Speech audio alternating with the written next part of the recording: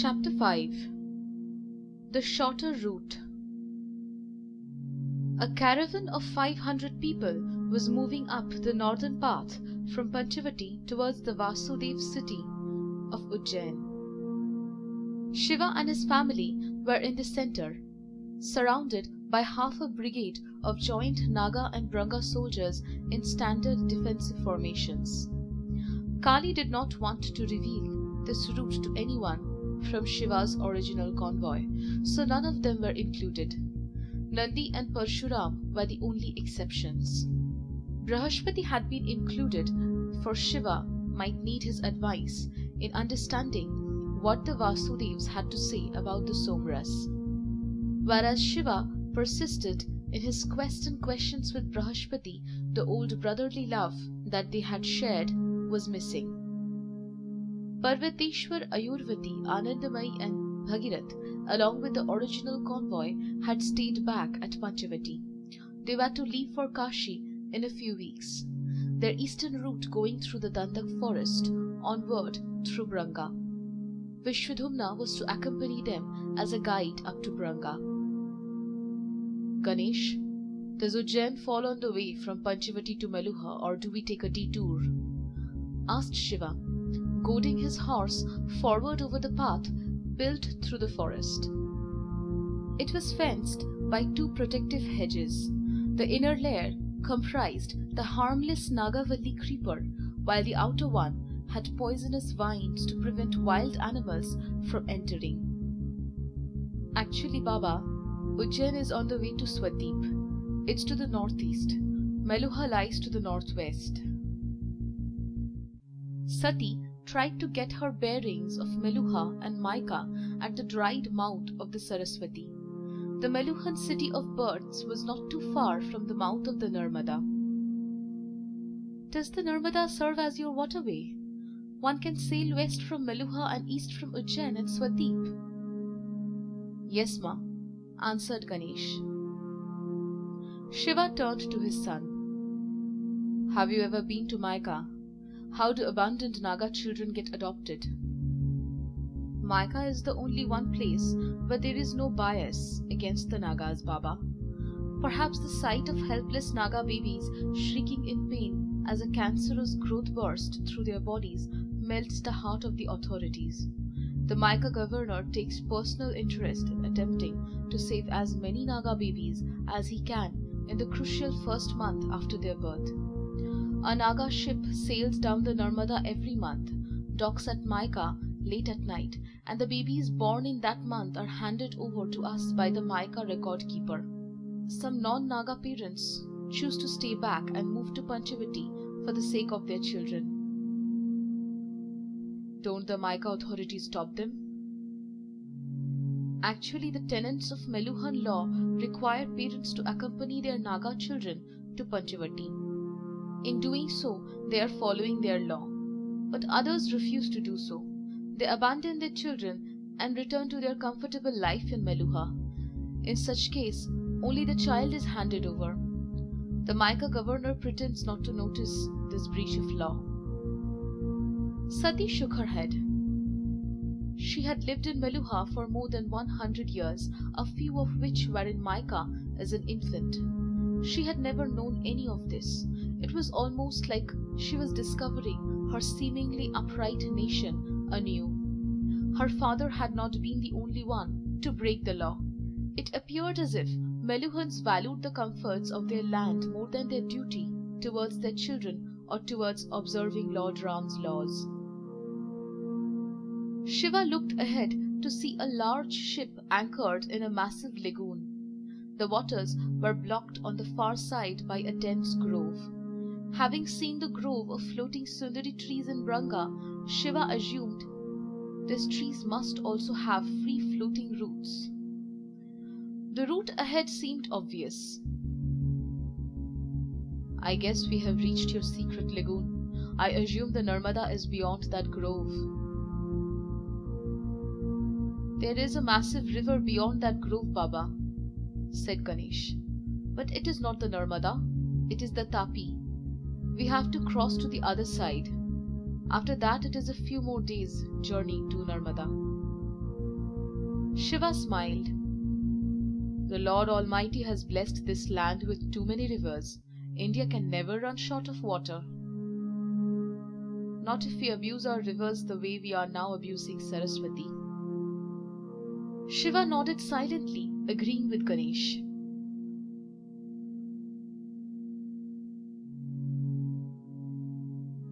Bhrigu tore open the letter. It was exactly what he had expected.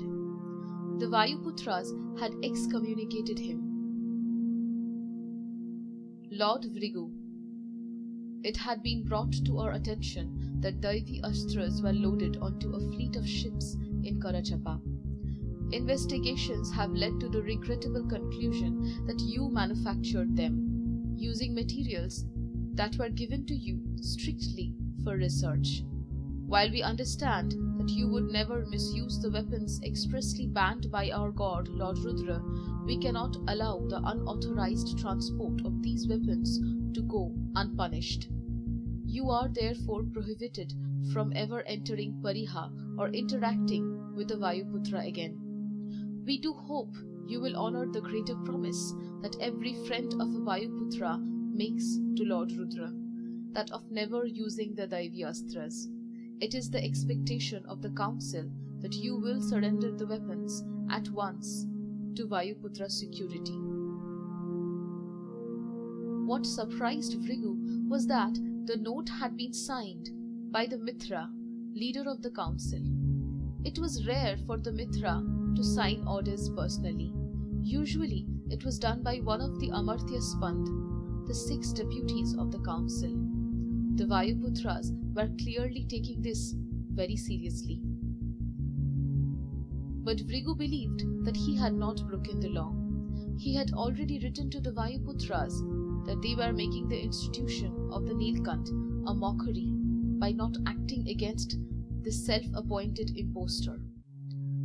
But alas, the Vayuputras had done nothing. However, he could see how they would think he had misused their research material. Ironically, he had not. Even if he had got over his qualms about using that material, Bhrigu knew there was simply not enough to make the quantity of Daivi Astras that were needed. He had made his own stockpile of such weapons using materials he himself had compiled over the years. Perhaps that was the reason why they did not have the destructive potency of the Vayuputra material. They had entire laboratories, whereas Bhrigu worked alone. Bhrigu sighed. He had used all the weapons that he had manufactured. The only mystery was whether they had achieved their purpose, whether the Nilkant had been assassinated. Talking to Daksha was an exercise in futility. He seemed to be in a state of shock since the rupture of his relations with his daughter. Bhrigu had sent off another ship, manned by men drawn from Dilipa's army, to the mouth of the Godavari to investigate the matter. But it would be months before he knew what had happened. "Anything else, my lord?" asked the attendant. Bhrigu dismissed her with an absent-minded wave. Perhaps the job was done. Maybe the Nilkant was no more. But it was also possible that Bhrigu's ships had failed. Even worse, the Nilkant may have persuaded by the Nagas and was plotting to turn the people against the Somras. Nothing was certain till he received news of the 5 ships he had sent earlier to attack Shiva's convoy.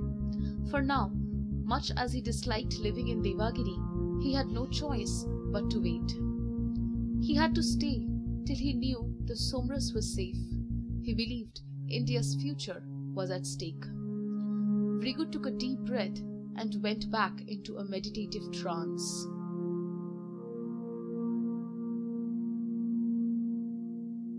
Shiva's convoy had covered ground quickly after crossing the Tapti and was waiting at the edge of another secret lagoon where the Nagas prepared to set sail. Beyond the floating grove guarding this lagoon flowed the mighty Narmada, mandated by Lord Manu as the southern border of the Sapta Sindhu, the land of the 7 rivers. "How much farther, Dada?" Not too far, Kartik. Just a few more weeks, answered Ganesh. We will sail east up the Narmada for a few days, then march on foot through the passes of the great Vindhya mountains till we reach the Chambal river. We would then have to sail for only a few days down the Chambal to reach Ujjain. Sati watched the sailors pull the gangway plank towards the rudimentary dock, preparing the ship for loading. Kritika nudged her horse so it would trot up to Sati's. I wish Queen Kali had accompanied us, my lady. Sati turned to Kritika. I know, but she is a queen. She has many responsibilities in Panchavati.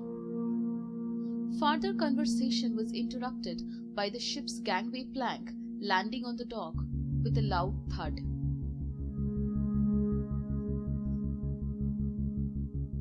Parvateshwar, Anandamayi, Bhagirath and Ayurvati were dining together in the late afternoon. They had just entered the first of 5 clearings on the Dandak Aranya road from Panchavati. The road led to the hidden lagoon on the Madhumati in Branga.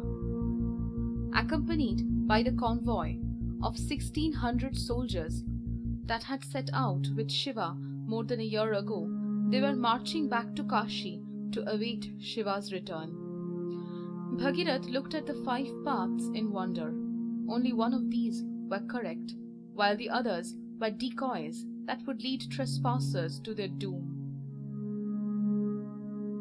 These Nagas are obsessive about security. Anandamayi looked up. Can we blame them? Do not forget that it was this attitude that saved our lives when those ships attacked us on the Godavari. True, said Bhagirath. The Nagas will no doubt prove to be good allies. Their loyalty to the Nilkant isn't suspect, though the reasons might well be. When the moment of truth is upon us, all will have to answer a simple question. Will they fight the world for the Nilkant? I know I will. Anandamayi's eyes flashed as she looked at Parvateshwar and then back at Bhagirath, chiding him. Get back to your food, little brother. Parvateshwar looked at Anandamayi with a tortured expression. I don't think the Paramatma will be so unkind to me. He could not have made me wait for more than a century to find my living God, only to force me to choose between my country and him. I am sure the Almighty will find a way to ensure that Meluha and the Lord Nilkant are not on opposite sides. Parvateshwar's sad smile told Anandamayi that he himself did not believe that. She touched her husband's shoulder gently. Bhagirath played with his roti absent-mindedly. He was beginning to believe that they could not count on Parvateshwar. That would be a huge loss for the Nilkant's army. Parvateshwar's strategic ability had the capacity to turn the tide in any war. Ayurvati looked at Parvateshwar with sympathy. She could identify with his inner conflict. In her case, though, a decision had emerged that sat comfortably in her heart. Her emperor had committed heinous acts which dishonored Meluha. This was no longer the country she had loved and admired all her life. She knew in her heart that Lord Ram would not have condoned the immortality that Meluha had descended into under Daksha's watch. Her path was clear. In a fight between Meluha and Shiva, she would choose the Nilkant, for he would set things right in Meluha as well.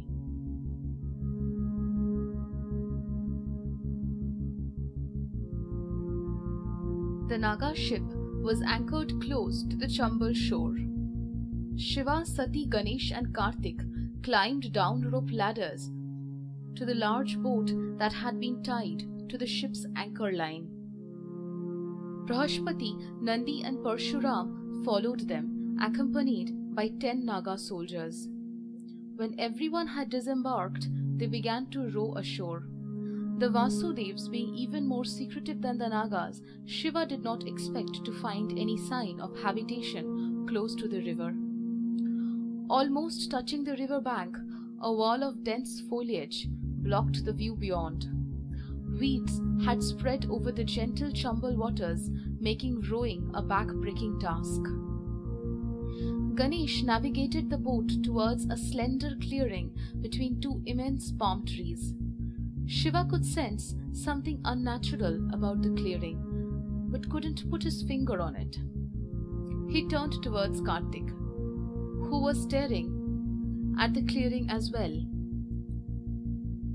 "Baba, look at the trees behind the clearing.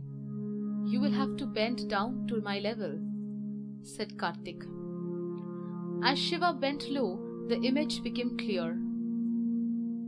The trees behind the clearing were organized unnaturally given the dense, uncontrolled growth surrounding it. Placed equidistant, they seemed to grow in height as one looked farther away. This way because the ground itself sloped upwards in a gentle gradient. It was obviously not a natural hillock. A majority of the trees behind the clearing were the gulmohar, their flaming orange flowers suggestive of fire. Shiva blinked at what appeared to be an optical illusion.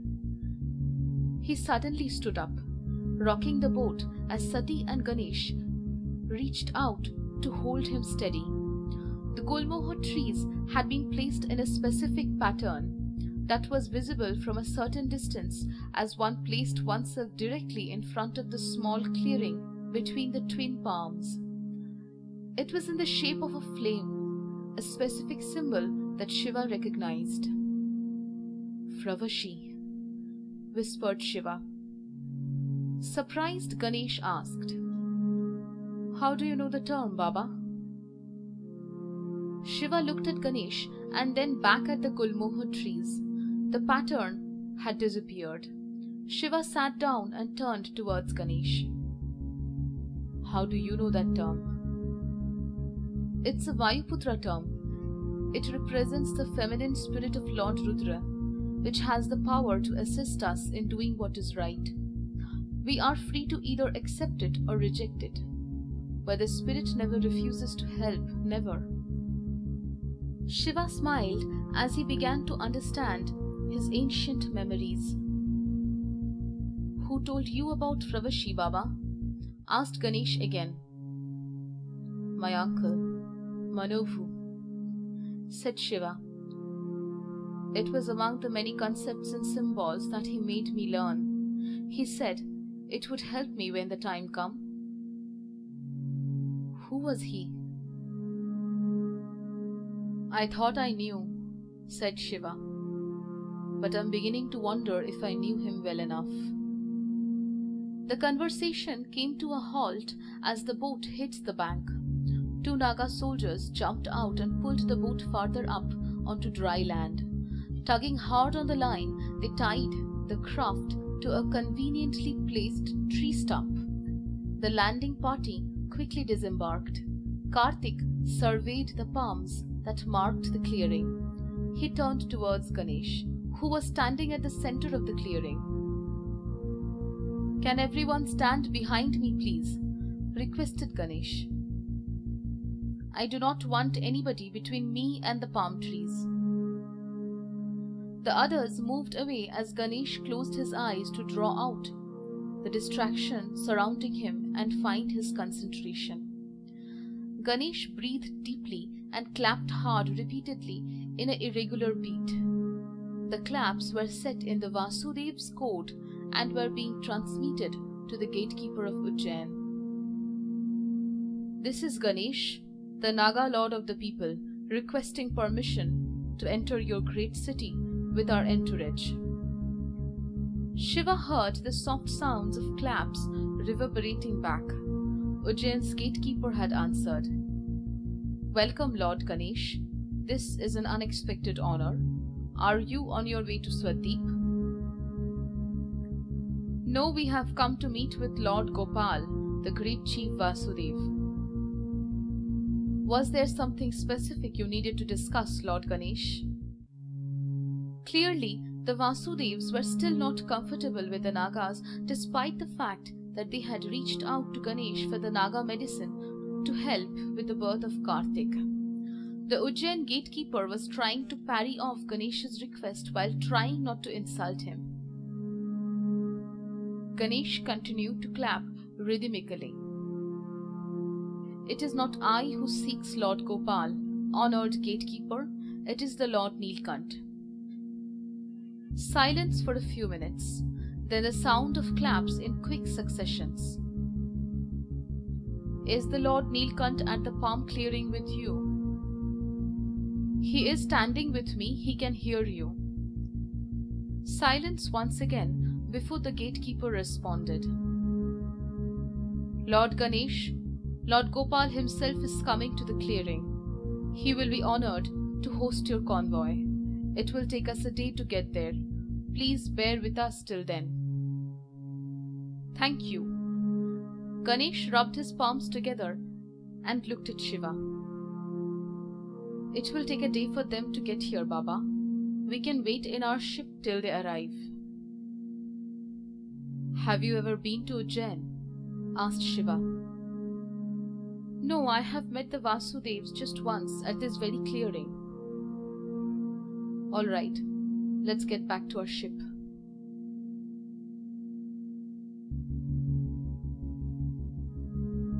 Are you telling me Lord Bhrigu visited Ayodhya 8 times in the last year? Asked a surprised Surapadman. The Crown Prince of Magad maintained his own espionage network, independent of the notoriously inefficient Royal Magad spy service. His man had just informed him of the goings-on in Ayodhya royal household. Yes, Your Highness, answered the spy. Furthermore, Emperor Dilipa himself has visited Meluha twice in the same period. That I am aware of, said Surapadman. But the news you bring throws new light on it. Perhaps Dilipa was not going to meet the fool Daksha after all. Maybe he was going to meet Lord Bhrigu. But why would the great sage be interested in Dilipa? That I do not know, your lord, but I am sure you have heard of Emperor Dilipa's newly acquired youthful appearance. Perhaps Lord Bhrigu has been giving him the somras. Surapadman waved his hand dismissively. The somras is easily available to Swadipan royalty. Dilipa doesn't need to plead with a Maharishi for it. I know Dilipa has been using the somras for years, but when one has abused the body as much as he has, even the somras would find it difficult to delay his aging. I suspect Lord Bhrigu is giving him medicines that are even potent than the somras. Why would Lord Bhrigu do that? That's the mystery. Try to find out. Any news of the Nilkant? No, Your Highness, he remains in Naga territory. Surapadman rubbed his chin and looked out of the window of his palace chambers along the Ganga. His gaze seemed to stretch beyond the river into the jungle that extended to the south, the forests where his brother Agrasen had been killed by the Nagas. He cursed Agrasen silently. He knew the truth of his brother's murder. Addicted to bull racing, Agrasen had indulged in increasingly reckless bets. Desperate to get good child riders for his bulls, he used to scour tribal forests, kidnapping children at will. On one such expedition, he had been killed by a Naga who was trying to protect a hapless mother and her younger boy. What he could not understand, though, was why a Naga would risk his life to save a forest woman and her child. But the death had narrowed Surapadman's choice. The Nilkant would lead his followers against whoever he decided was evil. A war was inevitable. There would be those who would oppose him. Surapadman did not care much about this war against evil. All he wanted to ensure was that Magad would fight on the side opposed to Ayodhya. He intended to use wartime chaos to establish Magad as the overlord of Swadweep and himself as emperor. But Agrasen's killing had deepened his father King Mahendra's distrust of the Nagas into unadulterated hatred. Surapadman knew Mahendra would force him to fight against whichever side the Nagas allied with. His only hope lay in the Naga and the Emperor of Ayodhya choosing the same side.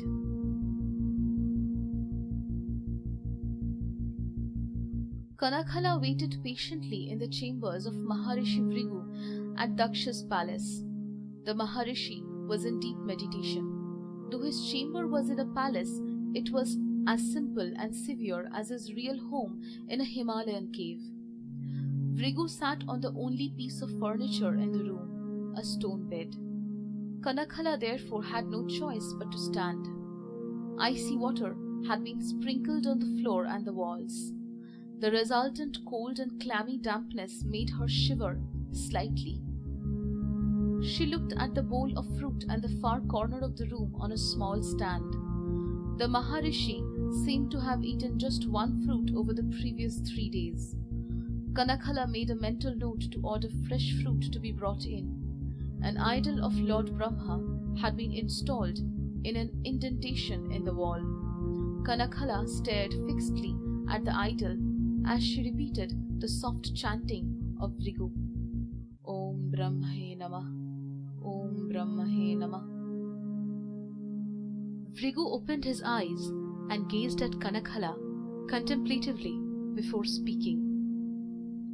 Yes, my child? My lord, a sealed letter has been delivered for you by bird courier. It has been marked as strictly confidential. Therefore, I thought it fit to bring it to you personally. Bhrigu nodded politely and took the letter from Kanakhala without saying a word.